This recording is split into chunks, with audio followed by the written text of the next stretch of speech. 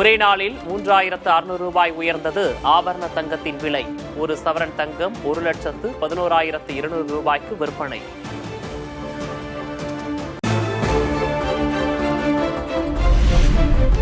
தங்கத்துக்கு போட்டியாக உச்சத்தில் தொடரும் வெள்ளி விலை. ஒரே நாளில் கிராமுக்கு 22 ரூபாய் உயர்ந்து 340 ரூபாய்க்கு விற்பனை.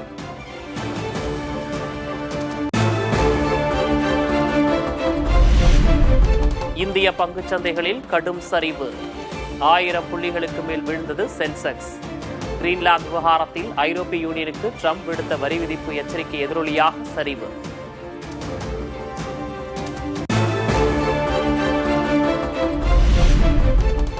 சர்ச்சைகளுடன் தொடங்கியது தமிழ்நாடு சட்டமன்ற கூட்டத்தொடர். இந்த ஆண்டு முறையை வாசிக்காமல் வெளியேறினார் ஆளுநர் RN ரவி.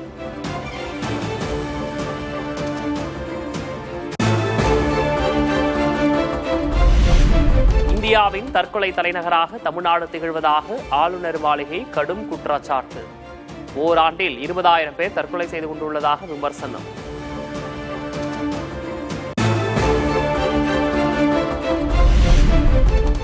$12 லட்சம் கோடி முதலீடு கிடைத்துள்ளதாக தமிழக அரசு கூறுவது உண்மைக்கு புறம்பானது.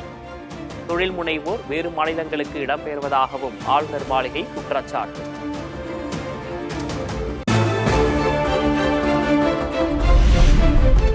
சட்டமன்றத்தை ஆளுநர் அவமதித்து விட்டதாக முதல்வர் MK ஸ்டாலின் விமர்சனம். ஆளுநரின் நடவடிக்கை அரசமைப்பை மீறிய செயல் என்றும் கண்டனம். மாண்புமிகு ஆளுநர் அவர்கள் வேண்டுமென்றே அரசமைப்பு சட்டத்தை மீறிய ஒரு செயலை செய்துள்ளார். ஆளுநரின் செயல் என்பது நூற்றாண்டுகால மரபையும் நீண்ட பாரம்பரியத்தையும் கொண்ட இந்த மக்கள் சபையை, அதன் மாட்சிமையை அவமதிக்கும் செயலாகும் என்றே நான் கருதுகிறேன்.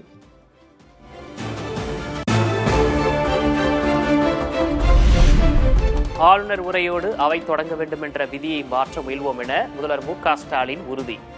மாநில நிர்வாகத்தை முடக்கும் வகையில் RN ரவி அரசியல் செய்வதாகவும் குற்றச்சாட்டு. மாநில நிர்வாகத்தை முடக்கவும் பொது மேடைகளில் அரசியல் பேசியும் அவதூறு பரப்பி வருகிறார். அது அவர் சொந்த விருப்பம் என்று கருதலாம்.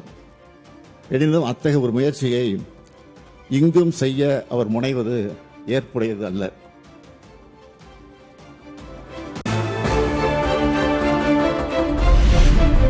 தமிழகத்தில் சட்டம் ஒழுங்கு பாதிப்பு என கூறி சட்டமன்றத்திலிருந்து அதிமுக வெளிநடப்பு.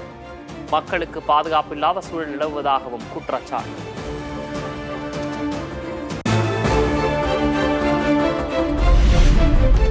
ஆளுநர் சுட்டிக்காட்டும் தவறுகளை ஏற்றுக்கொள்ள திமுக அரசு மறுப்பதாக எதிர்க்கட்சித் தலைவர் எடப்பாடி K பழனிசாமி குற்றச்சாட்டு. ஆளுநர் மீது தவறான எண்ணத்தை உருவாக்க முயற்சி என்றும் சாடல். முரண்பாடு இல்ல, உண்மையே கவர்னர் எழுத வேணுங்கிறேன். தமிழகத்தில் நடைபெற்ற உண்மை செய்தியே மேத ஆளுநருடைய இடம்பெறுங்க.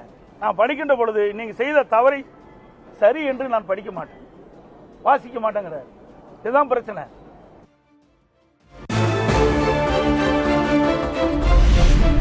சட்டமன்றத்திலிருந்து பாஜக MLA-க்களும் வெளிநடப்பு. ஆளுநர் கூறியபடி தேசிய கீதத்தை இசைப்பதில் தமிழக அரசுக்கு என்ன பிடிவாதம் என வானதி சீனிவாசன் கேள்வி. ஒரு கவர்னர் அங்க என்ன கேட்கிறாரு? எந்த இடத்துக்கு சென்றாலும் அந்த இடத்தில் தேசிய கீதம் இசைக்கப்பட வேண்டும் என்பது ஒரு மரபு.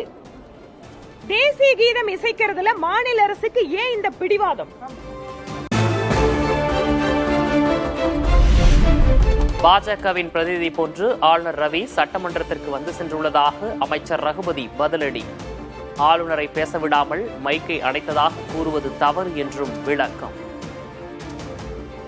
இப்பொழுது மைக்கை ஆஃப் செய்தார்கள் என்றால் மைக் ஆஃப் செய்யப்படவில்லை, அது சுத்தமான புழுகு.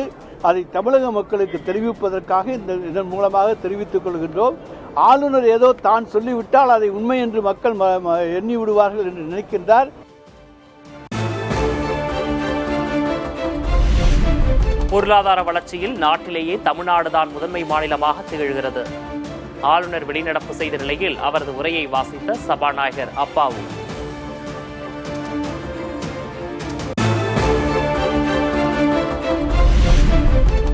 ஆளுநர் என்பவர் அரசியல்வாதியாக இருக்கக்கூடாது என சபாநாயகர் அப்பாவு கருத்து.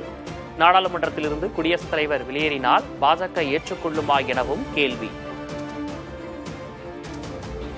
ஆளுநர் அவர்கள் ஒரு அரசினுடைய நிறை குறைகளை பற்றி பேசுவதற்கு என்ன இருக்குன்னு அது அவர் அரசியல்வாதி இல்லை. பாராளுமன்றத்தில் ஜனாதிபதி உரைய இப்படி பண்ணுவாங்களா?